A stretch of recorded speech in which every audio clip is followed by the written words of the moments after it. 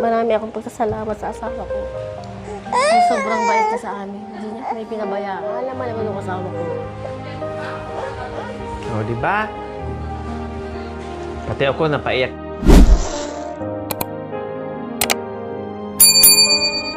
So, alam niyo po, mga kabayan, sa napag-usapan namin ni Kuya Jerome, nung bumili kami ng pintura at bumili kami ng ulam, mga kabayan. So, hindi po namin talaga yon na plano na pag-usapan. Bigla na lang nabanggit at natanong ko ni Kuya Jerome po, mga kabayan. Siyempre, alam nyo naman na kung ano-ano lang maisip ko, no? Dugtong-dugtong na yung mga kabayan. At yun nga, dumating kami sa punto na naitanong ko yung tungkol kay Ate Princess. Kasi nga, kaya na itanong ko yun ni Ate Princess po, mga kabayan, kasi ilang beses ko nang narinig yan. Kahit si Jerome nakasaksi, no, hindi lang ako, yung asawa yung saksi yan, na narinig ko madalas si Ate Princess na, Ate, salamat kasi hindi lang ikaw yung ate na dumating sa buhay ko, kundi nanay ka pa. Yung ilang beses ko na yun. Kasi pag nagpangaral at nagturo ako ni Ate Princess, no, tinatanong ko kaagad sa kanya, o baka nagsawa ka na, Ate Princess, sa ano ko, sa katuturo ko sa'yo, kasasabi ko sa'yo. Sabi naman niya, sagot sa akin, hindi hindi ako nagagalit, Mami. Nagpasalamat pa nga ako sa'yo kasi natuto ako na hindi naman yan inuutos ng aking mama at hindi naman yan nagagawa ng mama ko na pagsabihan daw or turuan or kung ano-ano, mga kabayan. Kumbaga, na-appreciate ni Ate Princess kung ano yung pinapakita namin sa kanya na pagmamahal. Sabi ko nga sa kanya, Ate Princess, huwag mong masamain, hindi ibig sabihin yung utusan kita or pinapagalitan or pinagsasabihan ay galit na ako sa'yo. Pinagsasabihan dahil gusto namin na matuto ka. Kung naramdaman mo na ate mo ako or pamilya mo ako or nanay mo ako, o sige, no, hayaan mo ako magturo, i-apply mo sa sarili mo para unti-unti mong matutunan. So, yun yung pinapaliwanag ko ni Ate Princess. So, Ate Princess, yun nga, kasi nung nag-ano kami ni Kuya Jerome, naalala mo, nung bumili kami ng pintura na kulay black, tapos sabay bumili kami ng ulam.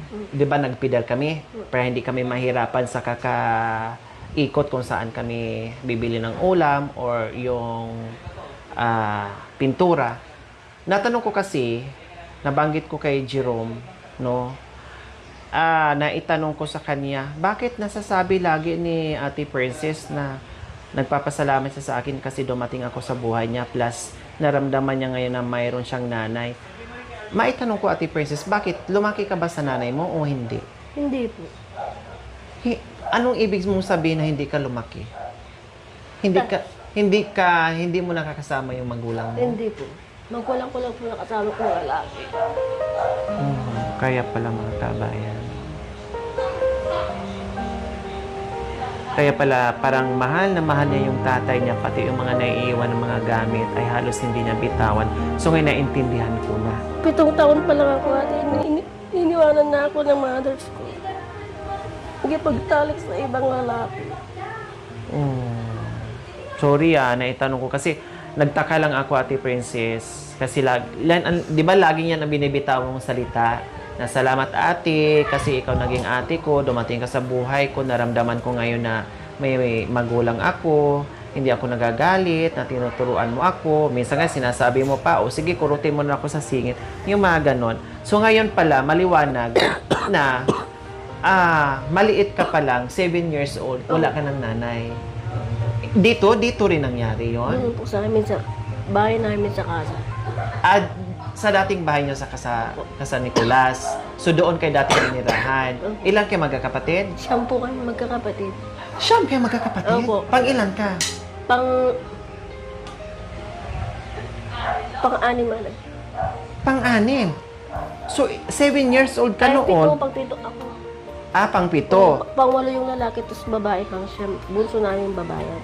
So, 7 years old ka nun. Ibig sabihin, nung iniwan kayo ng nanay nyo, meron pang dalawa na mas bata sa'yo. Opo. Sino nag-aalaga nung bunso nyo? Bunso kaming lalaki ate, no? Yung naiwan ng kapatid namin bunsong lalaki. Kami po ang nag-aalaga yung mga kuya at ate ko. Kayo na lang. Opo. Pero yung iba may mga pamilya na nun. Opo, May mga okay. asawa na. Meron So, na. ilan na lang ang iniwan ni mama mo nung umalis siya? Ilan na lang kayo magkakapatid na walang asawa? Yung ate ko, si kuya ko. Tapos yung ate ko pa.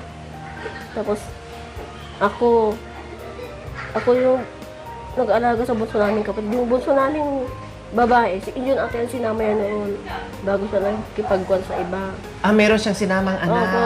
So, doon lumaki sa kanya ngayon? Opo, may po ang pangalan niya yung kapatid kong babae. Ngayon may asawa na rin. Kasi, yun ang pinakabunso. Mm. Ilang taon siya noon? Mga kon siguro, at ate yung isang taon na siguro yung sinama yan noon. So mapilitan talaga siyang isama kasi maliit pa. So, nangyari yon na itanong ko lang sa'yo dahil yun nga, lagi mong binibitawang salita. Kaya sabi ko, naku-confuse ako ni Ate Princess. Lumaki ba siya sa nanay niya? Mayroon bang nanay na nag-guide sa kanya? Mayroon bang nanay na nagmamahal sa kanya? Mayroon bang nanay na nagsasabi sa kanya na ganito? Bakit lagi yung sinasabi? So, ngayon, maliwanag po, mga kabayan, na naitanong ko na. Sa bagay, nababanggit na rin sa akin to ni Ate Princess, kailang binabaliwala ko lang. Yung bang ini-ignore, hindi ko na siya dinudugtungan kasi ang buong akala ko, namatay na talaga ang mother niya at saka father niya.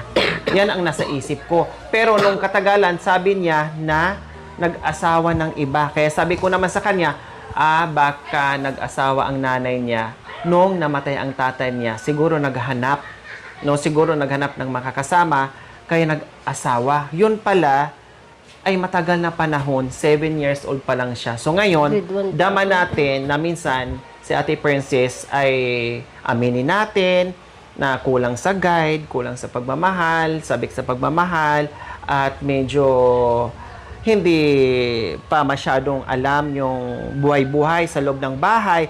Kasi ang sinabi din sa akin ni Kuya Jerome, si Ate Princess, bata pa lang, masipag na maghanap buhay. Tulad ng pagtatalong, pamimitas ng talong, at Pagdadamo po ng sili. at Bulot pa po ng palay. Oo. So, ganun ang sabi ni Jerome. Sabi pa nga niya sa akin, Ate Princess, wala akong masabi sa asawa ko, mabait ang asawa ko. Bata pa lang yan siya, ay natuto na magtrabaho. So, parang ang buhay ni Ate Princess, maaga na wala ng magulang, Opo. no, Buhay kulang pa sa ngayon, guide, Buhay pa yung magulang kong lalaki ate. nag-asawa na. Nag-asawa ng magulang kong babae. So, maagang natuto maghanap buhay. Kaya, pagdating sa bahay po mga kabayan, medyo doon talaga siya nagkulang. No? Kaya naintindihan natin ngayon si Ate Princess mga Saka kabayan lang na naman dumating po ate, tayo. nagpakita yung magulang ko, 13 years siyang nawala. 13 years na wala. Opo. Saan nagpunta? Doon po sa Calamba, Laguna. Napadpad siya doon. Oo, Nagtrabaho? Hindi po, doon po sila tumira kasama yung asawa niyang lalaki. Pero taga saan yung lalaki na naging... Taga-Skon po sa Bon Santa Maria. Taga dito din. Opo. Nagpunta lang sila doon. Opo. Pero buhat nung after 13 years, nagkita kayo ulit. Na may asawa ka na. Opo. Pero tumutulong na, ibig mo sabihin, nagkikita-kita naman kayo. Oo. So, nung nag-asawa siya, nung nagkita kayo, anong... Umiyak siya ate sa amin. Nagulat siya nga na may asawa na kami. Nagulat siya, umiyak sa amin. Malalaki na yung mga anak ko, sabi niya. Munti ka na, hindi ko pa siya yakapin. Yung ginawa niya ate, hindi ko matanggap yun. Bakit? Iniwan niya kami. Hindi niya kami inilagaan. Magulang ko na lang, nag-alaga sa akin.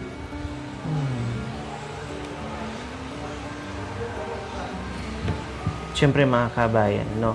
Yun yung mga na hinahanap ni Ate Princess na ngayon na dumating ako sa buhay niya, nararamdaman niya. Kaya nga sabi ko mga kabayan, hindi lang tulong ang binibigay namin, pati pagmamahal, no? At kung ano yung pwede naming iambag, yung pagturo, kung paano ginagawa namin yan. Kasi hindi lahat po ng mga tinutulungan natin na kagaya ni Ate Princess, hindi rin lahat na okay yung mga karanasan nila. Halos lahat, no? Bukod doon sa mahirap na pamumuhay, ay meron pa silang mga hugot sa buhay, meron pa silang daladalang problema, no? Kaya ngayon, na narinig natin yung naging usapan namin ni Kuya Jerome at mismong si Ate Princess nga ngayon kaharap ko na kinausap ko ngayon, ay lalo nating maintindihan at lalo nating maunawaan yung sitwasyon ni Ate Princess. No? Lalo natin siyang maintindihan dahil dama naman talaga natin mga kami bawat patak ng luha Saka niya. nga ate, nung nawala pa yung fathers ko hindi pa siya umiyak. Hindi ko pa nakitang tumulo yung luha niya. Pero pumunta siya dito nung namatay ang tatay mo? Doon po sa casa, pumunta siya doon. Doon po namin binuro Doon tatay binuro ko. si tatay mo. Doon po sa bahay. Nagpakita Bahay. siya noon, Opo. nung namatay si tatay. Hindi pa niya makitang tigdan doon sa kabaho. Hindi niya masilip-silip. Hindi po ate. Hindi ko pa nakitang tumulo yung luha niya. Pumunta lang siya doon sa parang burol. baliwala sa Pero kanya. hindi niya sinilip, hindi Hindi niya po. tiningnan, hindi lumuha. Hindi po. Parang baliwala sa kanya. Pero kinausap naman siya kinausap niyo naman mga anak niya, nilapitan naman siya. Hindi po. Ayaw lapit ng mga kapatid ko. Ikaw lumapit naman. Hindi rin. Hinayaan niyo lang siya na pumunta doon sa burol. Opo.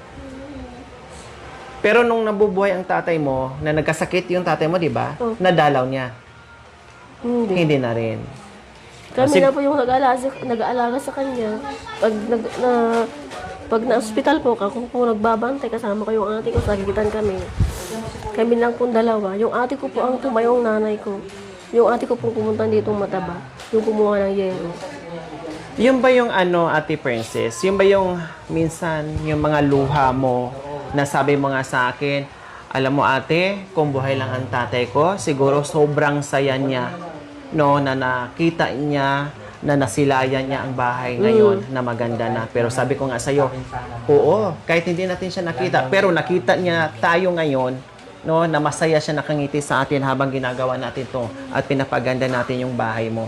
So, yung ba yung pinaghuhugutan mo minsan, Ate Opo. Princess, Opo. na masama ang loob mo dahil sa nangyari doon na pag-iwan ni mama mo noon, na maliliit pa kayo? Opo.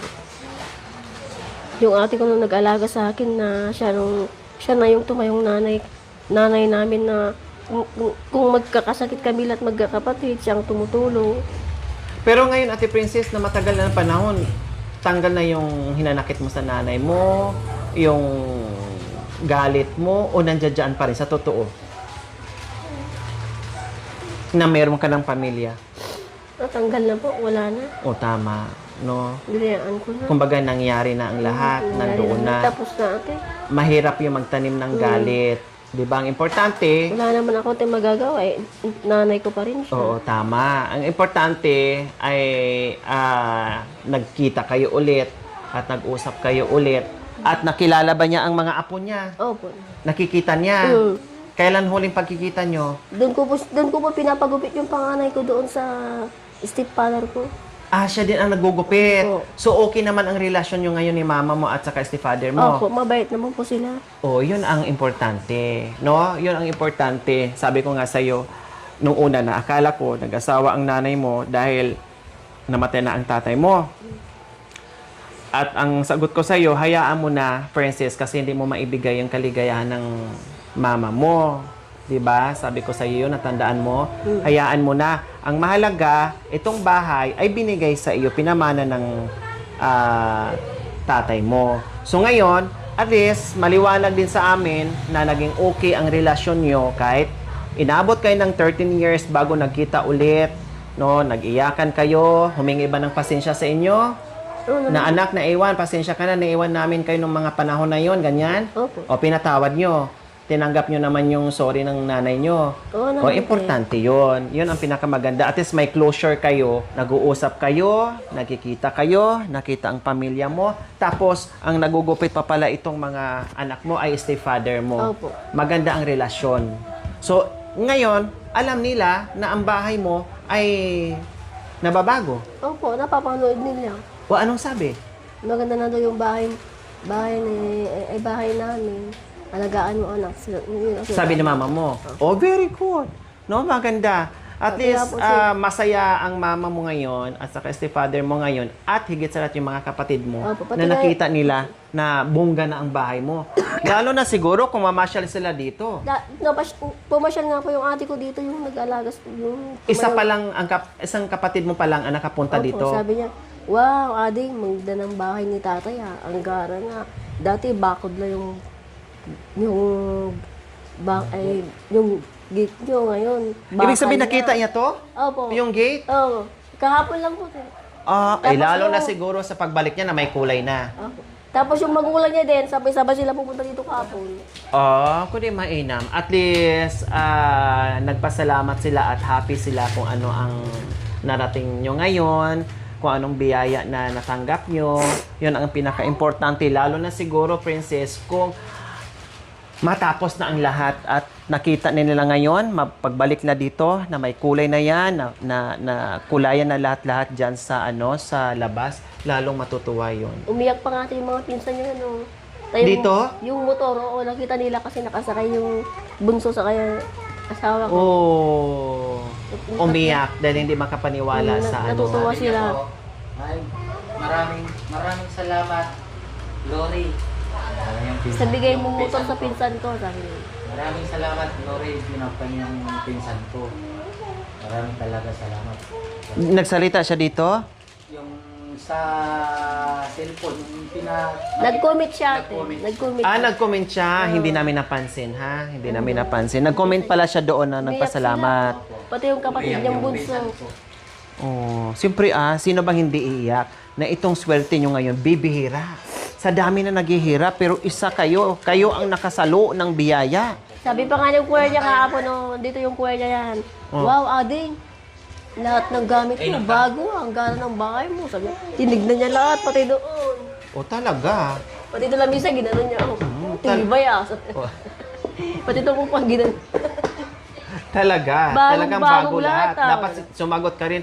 Panty lang at saka Brief, brief ang hindi bago. Gutay-gutay pa rin. Pati yung pumo, bago na, sabi niya sa akin. Tapos nakita yung bigas doon. O, akin na lang yung bigas niyo. Bakit nga, wala kaming bigas? Sabi naman ni Jerome sa kapatid Biniro niya. ka. Biniro niya ako. So, syempre pumasyal sila kasi natutuwa sila sa mga natatanggap nyong biyaya. Natuwang-tuwa sila na ang bahay nyo ay kay ganda-ganda na. O, di ba po mga kabayan, ang sarap sa pakiramdam. Ang sarap sa pakiramdam na merong pamilya na dumalaw, kapatid at magulang din ni Kuya Jerome pumunta dito. Natuwa ng bongga. Kapatid din niya pumunta dito. Opo. Pati yung mother ko. Oo. Kapatid ni mama ko. Kapatid ni mother ko. O, di ba? Tuwang-tuwa sa kanila ngayon mga kabayan. Tapos daw ate, pag sabi nila, pag dumating na daw yung motor niya, ipapablessing nga daw sa Manawag. No, syempre Kasama kami daw. Oo. Sino magdadrive? Sabi, kuya ko. Sabi. Oh, siyempre bahala na kayo. Ipa-blessing nyo na yung motor. No, Kasi pag nga, wala lisensya pag nahuli. kapag, hindi, yung magdadrive, yung may lisensya. Di ba? Pero, Nasa lalagyan mo pa to. yun ng Oo. sidecar. So, yung mother mo, hindi pa nakapunta dito. Hindi pa. Hindi pa. O, syempre, imbitahin mo rin pag lahat okay na. O, kundi pasyal ka diyon, ma. Pero ang nanay mo, hindi nakatira dito? Hindi po. Okay. Kasi naging bahay na to ni father mo. Kasi matagal pala silang naghiwalay. Okay, sige. Kasi 13 ito, years. mga more or less, nasa 10 years? 13 years. 13 years. O, tama nga, no? Kasi nung bago kami dito, mga kabayan, kunti pa lang ito. Nung bago kami dumating dito sa Rosales, ilang bahay pa lang ito, mga kabayan. Yung iba, binubuldos pa, pinapatag pa. Yung iba naman, hindi pa natirahan, skeleton pa, mga kabayan. So, tama na ang father na dito, mga kabayan, na ibigay to sa father nila, hiwalay na sila ni mama mo. May anak din si mama mo doon sa pangalawa niyang asawa. Meron po isa, babae. Isa. Pero may asawa na rin. May... So, magkasama sila ngayon, yung anak nila doon, tapos yung bunso yung anak Opo. sa isang bahay. So, okay na ngayon lahat ng mga kapatid nyo. Okay na po. Nagkita-kita naman kayo Opo. kapag yung may mga okasyon. Opo. Pero ikaw ang pinakaswerte sa lahat na nabigyan ng bahay ni tatay or napamana sa iyo. Diba? Meron pa po ako isang kapatid, yung panganay namin. Iwan ko po kung nasaan. Hindi po. Bakit missing? Hindi nyo na... Hindi po siya umuwi doon sa bahay ng bayaw ko. Saan? Sabi nila ate, nagtrabaho daw. Oh. Pero hindi nyo nakikita. Hindi Ilang po. taon na? Mga nasa 47 yata na. 47 years old na siya. Opo. Ilang taon na siyang nawawala na hindi nagpakita? Umuwi siya ate noong October 22, doon sa bahay nila. Tapos bumalik na naman doon sa pinupuntahan niya. Nagtrabaho. Hindi ko alam din kung nagtrabaho. Sabi naman ng panganay niya, Bigay mo yung isa. may asawa na si mama ko, tita. Sabi niya sa akin. Pero yung unang asawa niya nandito. Opo. Oh. Di ba pa? Sabi ng panganay ng pamangkin ko, may asawa na yung mama niya. Baka naman nagtrabaho lang. Baka na magtrabaho, hindi lang makauwi-uwi. Pero nagpapadala naman ng pera. Hindi ate. Hindi. Baka nagtrabaho. Yun naman ang sabi ng mga anak niya sa amin. Pumunta nga dito yung pangalawang anak niyang lalaki. Antem, wala na si mama. Bakit? May asawa na si mama ko. Bayaan na namin. Ha? Kumbaga yung naranasan mo noon, naranasan din ng Ano mga naman pamangkin sinasabi mo. mo? Sabi ko sa kanya. Kasama yung girlfriend niya. Umuwi ka lang sa bahay niya, hanapin ka papa mo. Sabi ko, kung pamangkin kong lalaki, pumunta dito. Wala na si mama, auntie. Nag-asawa na, may lalaki ng iba, sabi niya sa akin. Okay, so yun lang po. Naitanong ko lang kay Ate Princess. Maliwanag na po sa atin. Mabait pa yung kapatid ko na yun. So, ngayon naman, Ate Princess, advice ko lang sa'yo, no? Gaya ng tinanong mo sa akin noong nakaraan, Ate Lori, paano yon pag natapos mo na gawin itong renovation sa bahay namin, pupunta at babalik ka pa ba dito sa amin? Yes, babalik at babalik pa rin ako dito. Bumabalik nga ako doon sa mga recipient ko na malalayo. Kayo pa kaya na iisa ang bayan natin, no? Iisa ang lugar natin. Kailang, syempre, ang gusto ko lang, Ate Princess, is manatiling malinis. Yun lang naman ang kahilingan ko dito. Wala akong ibang kahilingan kundi manatiling malinis lahat ng gamit, loob at labas ng bahay. Yun lang ang kahilingan ko at kahilingan ng ating mga viewers at higit sa lahat, kahilingan ng ating sponsors na malinis, malinis, malinis. Yun lang. At alagaan ang mga kagamitan na binigay sa atin. Siyempre, given naman na yon na mag-alaga at magbantay tayo sa mga anak. Talagang nandoon na yon, no? Bago ako dumating sa'yo. Yung mga biyaya na dumating sa inyo, yung hanap buhay, itong bahay, no? Yung mga kagamitan, ipakita natin sa ating mga viewers at mga sponsors na nagmahal sa atin na magiging masaya sila yung nung igaganti natin sa kanila na magiging masaya ang puso nila na nakikita nila na nagbago din tayo, pinakita din natin yung pagmamahal dahil minahal tayo ng mga sponsors. Ha? Okay ba yon sa'yo? Kasi Okay. lagi lang sinasabi sa akin, Ate Princess, na Lori, baka ang linis ni Ate Princess ay 1 linggo, 2 linggo, 1 buwan. Pag iwanan mo yan o pag hindi mo bisitahin yan, baka ang bahay ay magiging iba na naman. So, totoo yon o hindi? Opo, ate. Hindi. Hindi? So, magiging malinis ang bahay. Or baka hindi ako pupunta ng 1 buwan ay magiging marumi ang Hindi bahay. naman ate. Ha? Yun ang sinabi mo, tutuhanin ko. Hindi na maulit yung dati. Oh. Ayan. Kasi nakitaan ko naman si Ate Princess, mga kabayan. Noong nakaraan nga, tuwang-tuwa ako mga kabayan. Kasi ang akala hindi ako darating. Pero nadatnan ko siya dito, may daladalang pamunas, no? Ay talagang gumapang siya dyan, mga kabayan. May daladalang pamunas at ginamit niya dito sa sa Alikabok, no? So sana ay darating man ako o hindi, bibisita man ako o hindi, basta manatiling malinis ang bahay. Ha? Huwag niyong isipin, maglinis ako dahil darating si Mami Lori. Maglinis ako dahil may bisita. Ang laging naka-mindset ay maglinis ako dahil ayaw ko madumihan or marumi ang bahay namin dahil may mga anak ako at plus kami para hindi na kami magkasakit. Ha? Bonus na lang yun na may bisita ka o wala. Ang importante, laging malinis kahit kayo lang dito. So, ayos yun. Opo. Anong sabihin mo sa asawa mo? Maligo Para ka. dito. Maligo ka araw-araw pa hindi madumihan yung bahay. Tapos, Ayaw ko may sundot. Tapos, sabihin mo, seryoso sa kanya. Para manatiling malinis at mabango ang bahay, sabi mo sa niya. Maligo ka araw-araw. Para malinis lagi tong bahay. Hindi yung nadudumihan, pati yung paa mo, ugasan mo pag umakyat ka. Hindi ako napapagod. Nasusuway sa'yo. Okay, okay. Okay daw, di Jerome? Okay po. Kung paano kung napuno na siya kasasaway sa'yo dahil sobra ng silan mo, ayaw mo nang madumihan kung doon siya uuwi sa Okay sa best lang. friend niya. Uwi na lang ako sa bakla. Okay lang, doon ka umuwi. Doon ka magpaligo sa kanya. Kawin na kayo yung lahat. Okay lang sa akin. Total, paras naman kayong bitlog eh. Wala namang tutusukin ko yun. Puwet. O masarap to. Masarap. Paano masarap? Paano yun, princess ko? I-imagine ko na lang parang Paano yun, Ate Princess, pag natuluyan na umalis talaga siya, hindi ka na balikan. O, tapos maganda naman na yung bahay mo. Bahala siya kung babalik pa dito o hindi na. Kung meron siyang babalikan na iba, di okay lang. Kung hindi, okay lang din. Okay lang. Oo.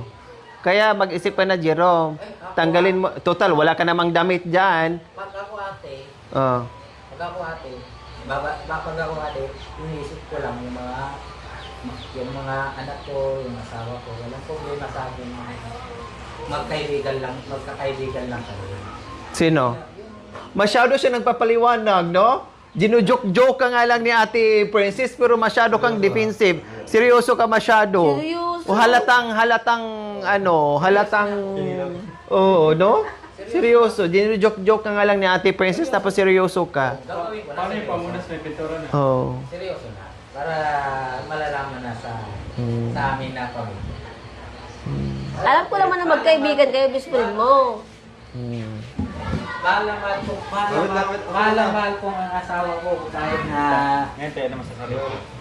kahit na ganito siya. Oh, bakit kahit ganito? Ang pangit naman kahit ganito. Ay, kahit na magalit, kahit na masungit siya.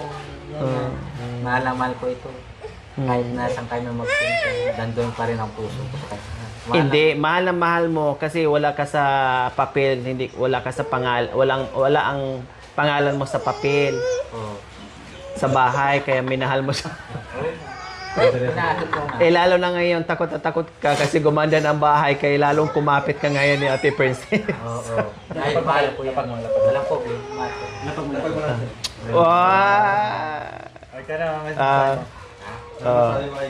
Ganon ka kamahal ni Jerome? O ikaw, ano naman mensahe mo? O bakit naiyak ka? Kasi siguro ginawa lang niya yan, yung mga ganyang salita, para mailagay mo siya sa yung pangalan niya doon sa papel sa bahay. Kahit di ko naman, diba? Kahit na sa kanya itong bahay, walang problema sa akin. Bakit naiyak ka? Mukhang napunta sa seryoso. Masaya lang ako na kasama ko yung pamilya ko. Pati yung mga anak ko, kasama ko. Masaya lang. Masaya ako kahit na mapapagod. Kahit ganito. Tapos? Ganito ang nararamdaman kong tuloy pa rin ang trabaho. Kahit na may sakit siya, tinutulungan ko pa rin na nakapan siya sa akin. Napamahal na ako yung asawa ko. Nalaman ko. Ibig sabihin, hindi mo siya mahal noon? Kasi sabi mo napamahal? Kasi sabi mo napamahal na ako sa asawa ko. Ang pangit naman noon, ibig sabihin napilitan, pinikot ka, napamahal ka sa kanya. Sabi mo, mula noon, minahal ko hanggang ngayon. Yun ang tamang, sabi mo ulit Mula noon hanggang ngayon, walang hanggan. Yan, hindi yung napamahal na ako sa asawa ko, kahit hindi ko siya mahal noon. Pangit pakinggan. O ano ngayon, Ate Princess? Sa kabila ng mga buladas nyo, alam naman namin na nag-joke-joke lang kayong dalawa. Alam naman namin yun na buladas ang yung dalawa yun. Kahit minsan masakit, pero alam niyo naman sa isa't isa yun na joke lang. No? Kaya nga hindi kayo napipikon kasi alam nyo naman ang isa't isa na hanggang salita lang yun. Napatunayan nyo naman. O ikaw ngayon, Ate Princess, na naramdaman na umiyak pa si Jerome, kung gaano kaya kamahal, ano naman sasabihin mo sa kanya? Ganon din ate. Mula ngayon, hanggang ngayon. Tika, huwag ka muna magsalita. Anong sasabihin mo sa kanya kasi mahal na mahal ka ni Kuya Jerome? Kahit hindi siya naliligo, kahit amoy kilikili, kahit amoy paa. Pero Hindi naman ako mabaho. Hindi siya nagsabi ha. Inulit ko lang Kuya Jerome. Siya ang madalas nagsasabi sa akin. O, ngayon, anong sasabihin mo sa kanya? Tingnan mo ah. Tingnan mo kasi grabe yung pagmamahal ni Kuya Jerome sa'yo. Oh, kahit sabihin mo, amoy kilikilis Kuya Jerome, amoy singit, amoy ano, pero kayang-kaya kanyang mahalin ng buong buo. Sige nga, anong sabihin mo sa kanya? Narinig mo na, ng harap-harapan. Oh. Anong sagot mo doon? Oh. Walang nasalita. Anong sabi mo Ang ganda ng mensahe ng asawa mo. Kahit ngayon ka lang niya minahal daw. Sige, anong sabi mo? Sabi mo, salamat Papa sa pagtaguyod o gano'n. Hindi biro ang trabaho ng asawa na nasa initan. O, sabihin mo, para lalong maano sa inyo yung sponsor, mahalin kayo. Kahit hindi naliligo to ang asawa ko at madumi, masipag siya magbasada ng pedal kahit naiinitan, sige pa rin kahit nagkayod. Hindi siya tumitigil para sa mga anak namin. Kaya mahal na mahal ko itong asawa ko, wala na akong masabi kasi sobrang bait niya sa akin. Kahit magkasakit ako, na-hospital man ako siya, nagbabantay sa akin. May kapatid ko, di man lang ako mabantayan.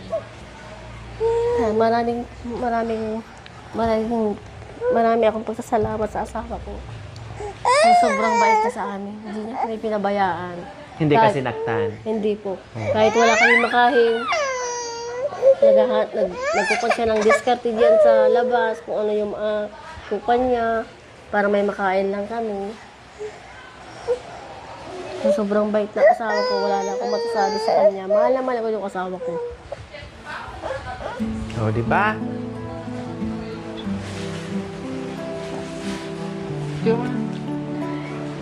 Oh. Pati ako napaiyak tuloy. Oh, kahit ganyan sa mga kabayan. Nakitaan naman natin si Jerome na grabe yung sakripisyo, walang angal. Kaya nga, sabi ko sa inyong mga kabayan, dito sa trabaho hindi umaangal si Jerome. Walang angal yan, mapainit o ano, trabaho talaga yan si Jerome. Yung mga sigawan nila, yung mga joke-joke na mga kabayan, ano lang yun? Tawag dito, ginagawa lang nila yon para merong tawanan, merong buladasan, tanggal pagod, tanggal problema, kaya nagagawa lang nila yon. Deep inside, bawat isa sa kanila mga kabayan, alam natin at damag ko, lalo na ako, na grabe yung pagmamahal nila. At nakita naman ni Ate Princess yun. Kasi nga nung unang pagkikita namin ni Ate Princess, sabi niya napakasipag, wala akong masabi sa asawa ko. Lahat gagawin yan. Nakita ko naman din yan. Kahit hindi sabihin sa akin ni Ate Princess, nakita ko yan kay Jerome. O, Kahit diba? umuulan yan ate, namabasada pa rin. Pag-uwi niya, basang-basa. At walang bisyo di ba? Wala. Umiinom pero bihirang-bihira. At saka takot pa sa'yo uminom.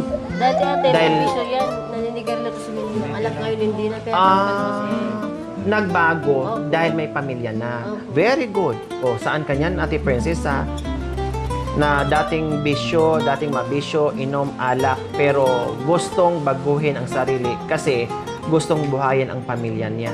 So, ibig sabihin, hindi lang mga anak ang mahal niya, pati ikaw. Mahal kayo ni Jerome ng bongga kasi iniwan yung bisyo, lahat, at nagseryoso para sa inyo. O, di ba? So, ayan po mga kabayan. So, Kuya Jerome, di ba nag-usap tayong dalawa tungkol sa kanya? O, nabanggit mo sa kanya, wala akong masabi sa asawa ko, talaga napakabait, no? At sadyang mabait din si Jerome mga kabayan. At alam naman niya na nakikita niya nagtatrabaho din sa Ate Princess noon, nung dalaga pa to, bago nagkilala sila. Kaya sabi nga ni Ate Princess sa akin, mabilis yung pagtanda ko ate, no? Tumanda ako kasi sa trabaho niya noon, na dalaga pa siya, maliit pa lang siya, ay nasa araw na, no? Nasa arawan na. Nagtatrabaho, kaya sabi niya, tumanda ako dahil sa trabaho ko noon. Ilang taon ka lang, Ate Princess? 31. Oh, 31 lang si Ate Princess mga kami. Mga bata pa sila. So yan ang sabi ni maniwala na 31 ka. Ilang taon ka ba talaga? Walang joke-joke. Hindi. 34 na yan. 34. Pero ikaw, sa totoo, walang joke-joke. Hindi nga, walang biro. Oo. Ano ngayon kung ilang taon ka na? Wala namang problema sa edad, ang nagmamahalan. Kahit sabihin mo pa na 1 taon ka at 10 taon yan, kung kayo nagsasama, walang problema. Ilang taon ka totoo, hindi pwedeng magsisinungaling. Ayun naman nakalagay Sa birth certificate mo. Opo, 31. Mali ba ang birth certificate mo? Mali siguro ate. Bakit ilang? Hindi ko alam. Sinusunod mo lang Sinusunod ko lang naman birth yung certificate mo. 19 ano ka ba na? 1991. O 1991? Kundi... 34? Ako naman, January 1st, 1991. Parehas ka ng 1991. Opo. O parehas ka ng 34. Ay, 34. Lilipad pa lang ako. Noong January, nag-34 ka noong January. Opo. Ikaw, birthday mo, July 8. o July 8. So, nag-34 na kay parehas. O, bakit ano ba nakalagay sa birth certificate mo? 1991. 91. Pero 31 nakalagay doon. Gusto mo pang Bumata. bumata. Akala ko nga 48 ka na. Yun pala, 34 parehas kayo. Ay, Diyos ko, kaya pala natawa si Jerome sa sinabi mong 31. Ayaw mo pa nun? Ibig sabihin, tumanda ka, magpasalamat ka kasi umabot ka sa ganyang edad. Yung iba nga, bata pa, namatay na. Ikaw, magpasalamat ka kasi lumagpas ka na sa kalendaryo kahit papaano. Oh, bingo na naman ang lagpasan mo hanggat umabot ka ng senior kundi laking pasasalamat mo. Ay, yung iba takot mga kabayan, tumaas yung edad nila. Ako nga, nagpapasalamat ako sa edad ko na umabot ako ng 43. Oh, Ay, 43 nga. oh 43 na ako. Bakit mo? Kabang 73? Ate, wala kang 43. Oh, mukhang 23 lang, no? Oo. Oh, di ba? Bata na mukha mo. Hindi, mga 36 nga. ganun, 30. Hindi, Oh, bahala na kayo. Basta yun na. Pag-awayan nyo pa yung edad ko. Hindi nga. Bibibis kasi yung mukha mo. O, kahit sabihin mong may edad na o matanda ka, magpasalamat ka kasi umabot kayo sa ganyan. Yung iba hindi umabot ng 20, wala na. Bata pa lang, sa tiyan pa lang, wala na. O ako, proud ako na umabot ng senior o tumanda. O, so, ayan po mga kabayan, medyo nagdramahan kami ngayon. No? Sabi ko nga po, kung ano mga joke-joke sa mag-asawa, ano lang nila yon, buladas lang nila yung mga kabayan. Pero alam naman nila sa isa't isa na mahal nila ang isa't isa mga kabayan. Okay? Sige, so ayan po mga kabayan. Maraming salamat po muli sa aking mga sponsors, subscribers, followers, YouTube members, viewers, commentators. See you next episode. We love you all. God bless us all. Bye! Mwah! Thank you for watching. Don't forget to like, share, and subscribe.